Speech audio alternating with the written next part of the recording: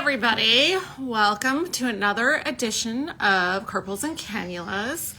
Tonight we have an exciting topic to discuss. Myself and Dr. Greer, who will be joining shortly, there she is, waving, we're going to talk about the 3 plastic surgery procedures we would never personally have. And I am excited to talk about, because there's so many things I would do if I had the time, but a few that are on my no list. So as soon as she requests the ability to get on, we will engage on that. And I see Kelly's here with us. Hi. Hi, everybody. Just waiting for Dr. Greer to get her internet working, I guess. And then, actually, this was inspired by Dr. Colleen's post about 5 surgeries that she would never have. And I feel like we share some of them, maybe for different reasons. I'm trying to view her request. Sorry. Okay, go live. Hopefully she pops up. I swear to God, I switched to AT&T and I still have the slowest internet ever. There you are. I requested it wasn't going through. I can't with, do that. Okay. So, all right. Well, I was just sharing with our listeners what we were going to talk about, which is 3 procedures that we would never ourselves have personally. And I'm going to guess one of them we probably have in common with Dr. Colleen, and I'm going to guess you probably also are not a fan of having a BBL for yourself. Ding, ding, ding. And I'm not talking broadband light because I love those. But yeah, that is top of my list. I would not have fat grafting to the buttocks. And I wouldn't get butt implants either. Oh, yeah. Nobody should get butt implants, I don't think. I feel like that's not a good idea in general. But for anybody. But, I mean, I can't imagine. There are surgeons doing them. Actually, I know. Do them now. They're actually breast implants. So and you're going to sit on them. And I just don't feel like that's going to hold up over time. And then when you expand that area and then take it out, it's not going to go well. That being said, fat grafting, I mean, that just, if you gain weight, plus that whole 3% risk of death, I'm not cool with, or 3 in 1,000, sorry, 0.3% risk, but still higher than I want. Yeah, I just don't really, if I want a bigger booty, I think I would want muscle mass there. I'd want a toner posterior. Yeah. Squats. So I feel like my butt's already kind of big and I don't need any more fat back there. And it makes clothes kind of hard to wear or find or any of that. And then it's not like you're getting a perfectly sculpted, airbrushed, photoshopped booty. It's still your booty with just more fat in it. I don't know. Yeah, and then imagine gaining 20 pounds in 10 years. It's not good. Yeah, no. So that's a no. So, okay, so that tops the list there. Mm-hmm. What about, all right, what else is on your list of things not to have done? Thread lift. I don't want a thread lift. They come back into fashion every so often. And I know we have a couple colleagues who do use them and get good results, but I just feel like if something's asymmetric or there's little irregularities or tucks and darts, anyway, it's impossible to get them out. So that's true. At least they're not permanent like the original ones were. That's true. Yeah. I remember when I was in training, the original ones were popular, and I didn't do them in training, but this very gay spin instructor had it done that I knew from the gym, and I was frightened for him. Yeah. But they're permanent. Those were permanent sutures, and then they had issues where people were lasered over them and it melted the suture, which was kind of a disaster. So at least now they're not permanent and they dissolve and they're supposed to stimulate collagen. It always looks really cool on Instagram. It does. But not a fan. And then Kelly mentioned this in her list of things she didn't want to have done. It was the upper lip lift, which I've strongly consider doing myself because I have a long upper lip, but I would not be a good candidate for it because the base of my nose is pretty narrow, so it looks super weird. So I think that's one of those surgeries. Yeah, yours would just be like right in the middle. It can look good on the right person. I know Deborah White in Arizona does a ton of them, and she gets really nice results, but I think you're right, patient selection's important. I probably will scar with a darkened scar because I'm of Hispanic origin and my nose is so narrow that it would just be a central lip lift, which would look super weird, and I'd look like the Queen of Hearts or something on Alice in Wonderland. So, no. I mean, that would be a look. Yes, if I was into like gonna be on American Horror Story or something, maybe that would be a good look. So yeah, so that's a no for me. A no to the threadless. I'm honestly thinking of what else. I know, I have a list of definitely wants. I would like a lift. I would like Galaflex with that if I can find someone nearby who does it. I would like a tummy tuck. I know. I would like a diastasis repair. Yes. Yes to that. I have a little pot belly when I relax. Yeah. I debate about implants, though. I really do debate about implants. Like, I like the volume. Don't know that I'd ever want surgery again. Kind of okay with being a B cup. Oh, right. I always tell patients about implants. You really have to want to have that upper pole fullness. Or you have no other options for volume. So I was pretty flat. I was like a B minus, and I have smallish implants.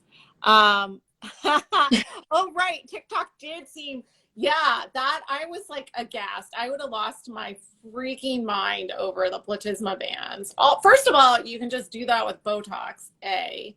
And second of all, Dr. Klein's mentioning that somebody made a comment about her needing her platysma bands taken care of or a neck lift.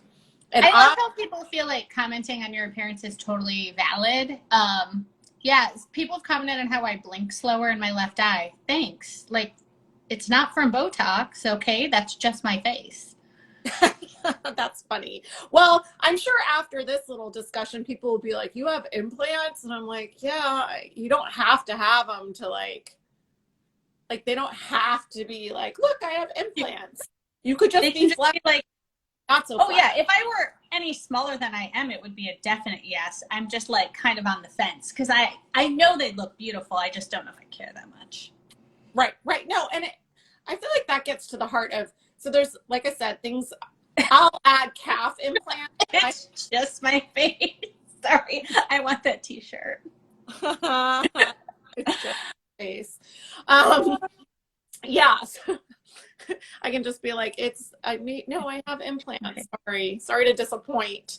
I think it's that risk benefit. Like, you have to really want it. Otherwise, like I said, there's a litany of things I would do if I had unlimited time to recover and money. Right. It's the hassle factor. Like, this is why I haven't, Bridget, that's my nanny saying she'll give us some of hers. Her dream procedure is reduction.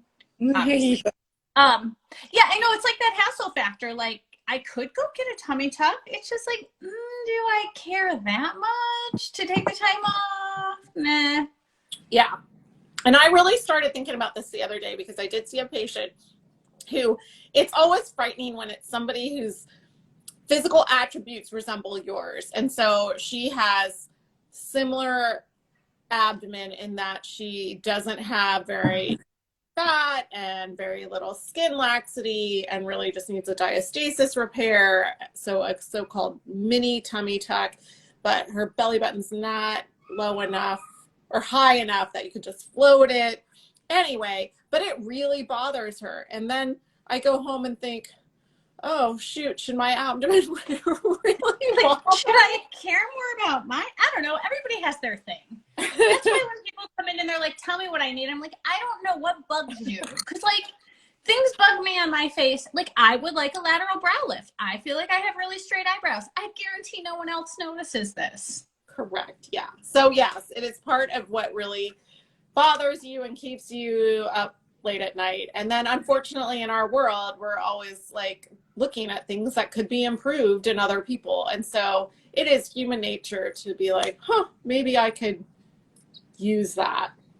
And I'm going to be right Yeah. behind Kelly with the neck lift because I have like, my platysma is, you know, overactive. I know, but mine's been functioning like I call it the muscle of horror. I look like one of those lizards that like puts out the thing. Like in Jurassic Park.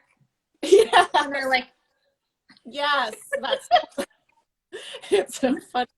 So yeah, but I was gonna say, speaking of things that I absolutely don't care about, but I can say is a physical weakness on my part, is that my calves are small. No matter, you know, I would have to dedicate like an hour a day to calf raises or something to get large calves.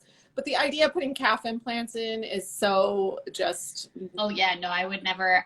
My only experience with calf implants was watching a Discovery Channel show where the guy got necrotizing fasciitis afterward. Oh yeah, that actually happened down here in San Diego. Somebody went across the border and ended up with their legs amputated. This was probably 20 years ago, but still.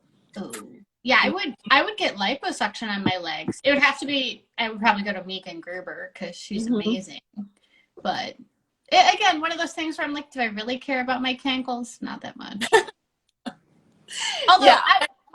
one of my chief residents pointed out my ankles versus his very slender ankles. Johnny Franco, I'm calling you out. In residency, he's like, no, that is kind of a cankle. I'm like, are you for real? Really? I mean, yeah, they are, but do we have to say it out loud? We could do a cankle transplant and you can put the fat in my ankles and calves and then I'd have a more balanced That's fantastic. calf. We'll get right on. It'd be like a living donor calf transplant. It's like all the people who try to donate their extra skin to the burn unit. Yeah. Yeah, except you can't be alive for that. I always thought, like, if you were an identical twin and you had the same genes, so no immune suppression, and your twin had, like, you know, very severe burns, would they let you donate skin? I feel like it doesn't work. I feel like really? Like probably has that been tried? I don't know. Yeah, I feel like you still would need immunosuppression, unfortunately. Maybe somebody smarter can answer that question. So yeah, well, what's your third surgery? So BBL for both of us, no thread lift, upper lip lift. Including butt implants. And I don't know that I have a third one. I mean, the other ones I wouldn't want, I don't really need. Like, I wouldn't really want a rhinoplasty because that packing sounds miserable, but my nose is fine. I mean, it's a little crooked, but it's okay. What about, yeah, you don't really need anything, so it's hard to say. But even if you didn't need it, sometimes it's not a need. Is there something you would be like, I'm never doing ear pinning surgery or arm lift or, I don't know. Those are all, I feel like, reasonable options for people. Yeah, no, I don't. What about thigh lift? That's a brutal one. Like, if you needed it. Oh, I would do it in a heartbeat. I've thought about, I've thought about getting one. I had lipo there. There's just, I'm like, can I do my own? I mean, I almost could. Oh, yeah, no, I've thought about that one. That one's not a problem. Okay, so that's still on the maybe list then. Mm-hmm. Recovery is kind of brutal, so. Yeah, I suppose it is a bit, but I don't know. Talk to me in 20 years when my thighs are all crepey and saggy. Yeah, maybe that bodes well for me that there's only like 2 procedures that I really don't love. And they're not ones I do because, again, I'm like, I don't like the whole reasoning. I don't like the outcomes. I do pills. I just think I'm the right patient and and I don't do over the top ones either. Right. I mean, if you're fixing like a hip dip or just changing proportions, totally different ballgame than just doing this enormous butt.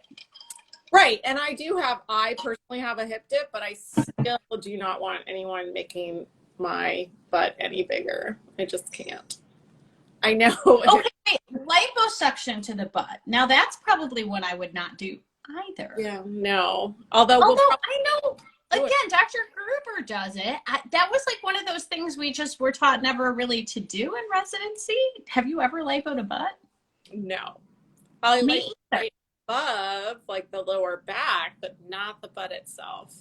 Right, because I feel like things would get all saggy and loose and bad. Although I think the times I've heard Dr. Gruber refer to doing it, it's usually to correct fat Hmm. grafting. Correct. Which I think in 10 years we'll have learned how to do that. Because Yeah, because reverse there's going to be flowing, a lot right? with fat. Yeah. Oops, Some my cat hitting the phone. I will say, like, fat grafting to the face would have to be pretty cautious too. I do that. Well, actually, I've decided to. Yeah, I don't actually do that very often to the face. I've done it, but I think the people who go way over with the volume, like, I like dissolvable fillers. I wouldn't do permanent fillers. That's one. There we go. I would never do like belly oh filler refill. yeah, or like the Gore-Tex to the upper lip. Mm. Yeah, no, I want things that are dissolvable and that go away on their own when it comes to stuff like that. So I wouldn't do permanent filler. That's my third. Okay, that's fair. I would say fat grafting to the face.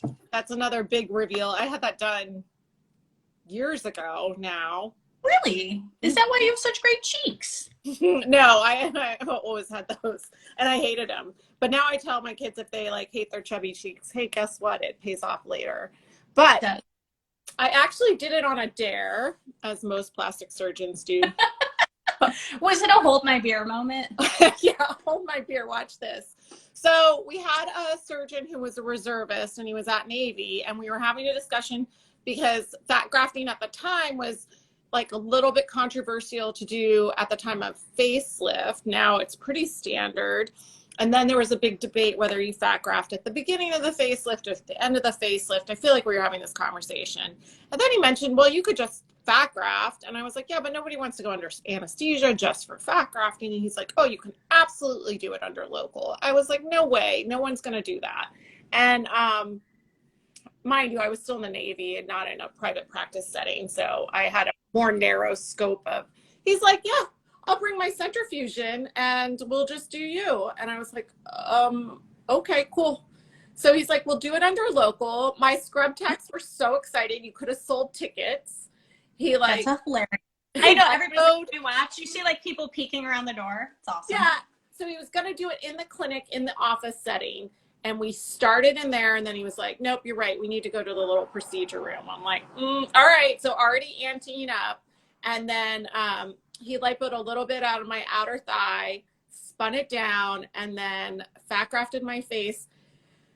That was enough to make me know that I would never, like, I don't think I would do to somebody else, because in order to block the face was so painful. And I did look like a pumpkin for about 2 weeks.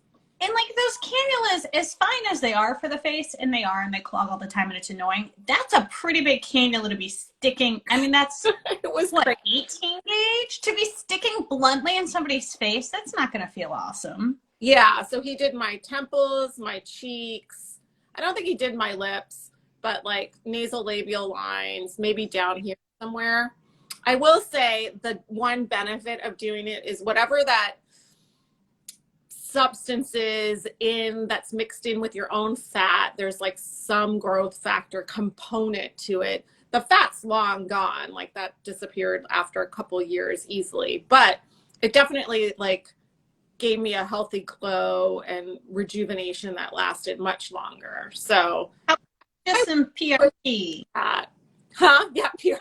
Just some PRP. Get those same growth factors. Yeah. I'm gonna do that tomorrow, actually. Oh, are you? How do you inject? Do you do microneedling? What do you do? So I don't offer it in my office as of yet, but the OR techs, the OR team I work with, they're surgeons in Fiji, hopefully not watching this Instagram live. And we're gonna have, regardless if he is, you're definitely not using his PRP centrifuge. Definitely not. They've been offering me their Sculpto. They're going to come over because I have things that they don't have, and vice versa. So they're going to bring their PRP, and then we're going to do laser hair removal. We're having like an afternoon of spa day for ourselves, where we're going to do the lasers that we have, and I'm going to do, and Jordan, my nurse Jordan's going to do probably radio frequency microneedling topped with PRP and microneedling. So I do have but how I think I'm going to do it is just smear the PRP on my face and then micro stamp it in, as opposed to injecting it. Yeah, I did Vivace on my chest a Mm-hmm. couple weeks ago. Conveniently, the PRP rep was coming for lunch that day just to demo it. So I was like, here's get Yeah. my blood in those 30 milliliter vacutainers. Those things Mm-hmm. are huge. So we just spread it on Yeah. after. So we're going to do the radio frequency part of it and then turn the Yep. energy off, change the depth, smear it on, boom, boom, boom, boom. Oh, so you do that for the radio frequency. Yeah. Yeah, because the idea is to maybe not coagulate. Like, yeah. So not the energy, like, so you don't coagulate the PRP. So that's what we're going to try. I do have a regular skin pen, but I love radio frequency microneedling. We have the Virtue, and it's so good. Like, it's so worth it to do that versus just straight microneedling. So. Nice. I'm excited to see the results. I need a couple more treatments on my chest. But Are you doing fine lines? Yeah, I get those little vertical lines when you wake up in the morning and your chest has all been pushed together, and it's not awesome. So plus I already had a halo peel earlier, so I figured we'd hit my chest with that. But it was really comfortable. It was not uncomfortable on my chest. I think face maybe hurts, hence the numbing cream, but body's fine. Yeah, we do numb for that. And then I think I tried to turn it up on one of my treatments a couple of months ago, and I do have a high pain tolerance, hence my ability to take fat grafting to the face with just a local block. But I was tapping out at a certain level, and I was like, oh yeah, we should just, and you get the same result. So there's really no reason to crank it and then just be miserable. Yeah. So, yeah. So anyway, so on the dare, I did get my fat. I got like 30-ish cc's of fat put in my face, and it, like I said, it's rejuvenating. I just don't know that it was excruciating. To any area of my face that wasn't numb, that couldn't be blocked, was like hardcore to get it injected. Yeah, I think I'd want to do that awake. Now, and I had lipo awake, and that was fine, but you too mess. Yeah, right. Yeah, that's not a big deal. It was like the areas of the face that weren't numb were painful. So yeah, although I guess sometimes in the body, because again, Dr. Gruber, apparently, Megan, I'm actually stalking you, but I know she does fat grafting awake too, but I think she too messes, right? A little bit. Oh, where she's putting it in? Does she do?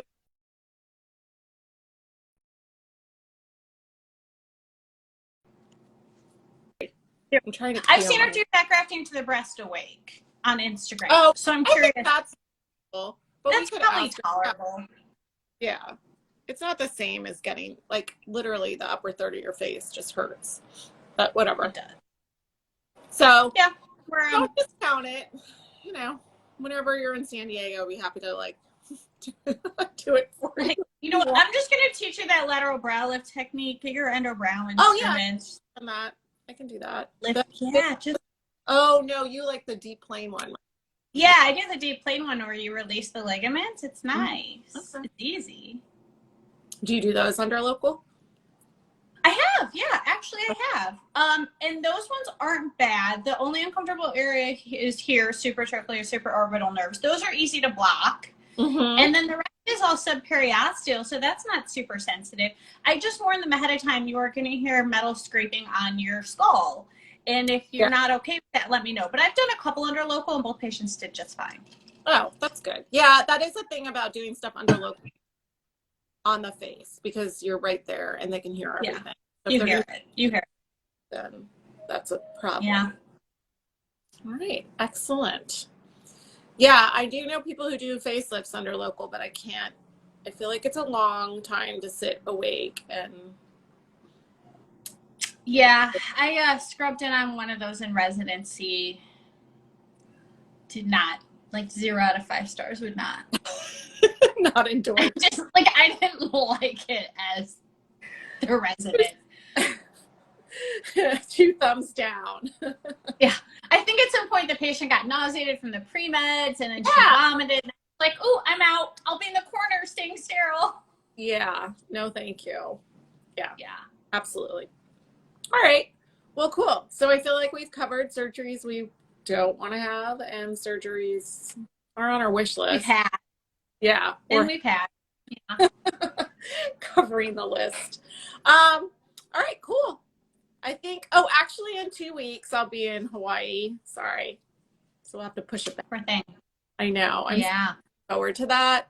Although I might be writing a book chapter and doing a lecture while I'm up there because I haven't done it yet. That's okay. My husband, Kick cracking. what? Kick cracking so you can enjoy Hawaii. I know. Start writing tonight. Why would you Yeah. agree to do that? I'm like, I don't know. The same reason I needed to listen to that webinar about how to say no. So Yeah. Well, and you feel like, oh, it's important. It'll build my career. it's, yeah, I'm contributing. Yeah. Well, yeah, I would love to, we'll think of something or we can talk about hand rejuvenation. Yeah. We chat about that next time and we'll set up a date. And if anybody, oh, my daughter's just chiming in for the end. If, She's excellent. 2 minutes before we're done. if anybody has a suggestion for us to talk about, please DM us.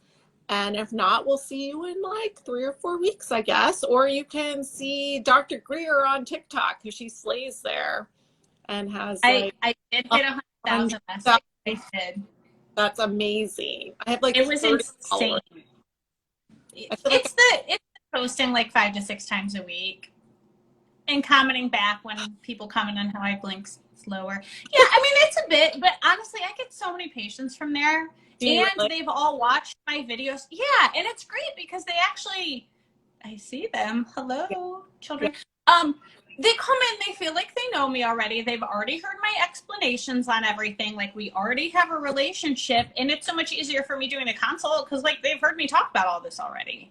That's true. And you find that it's easier than Instagram or you post the same frequency, right? Or no? Yeah, I do. And Instagram never took off. I just hit 3,000 and only because TikTok took off. I don't know. TikTok, like, it just seems, I think everybody has their platform that works well for them, and that one works well for me. My attention span is short. I can do less than a 3-minute video. Yep. And, yep. Props. Yeah, because yours is educational. That's what I appreciate, that you hit 100,000 Right. having to do. Like, I'm not dancing. I'm not Yeah. a former cheerleader. I rarely do funny things, although a couple of times I have. Yeah, it's just, and like half the time I'm not even wearing makeup. I'm just like on my couch with wet hair after a shower. And I'm like, hey, let's talk about lip filler. I got some. It's swollen. There we go. That's the video. Well, that's awesome. And congratulations. And Thank you. don't know what my girls are. My daughter has a couple friends over, so they're hysterical about something. I think they put themselves watching Instagram Live. I don't know. Whatever. It's very meta. Enjoy finding out. Yes, I can't wait. All right. Well, it was good to see you. We'll talk later. You too. Yeah. All right. Bye. Ciao.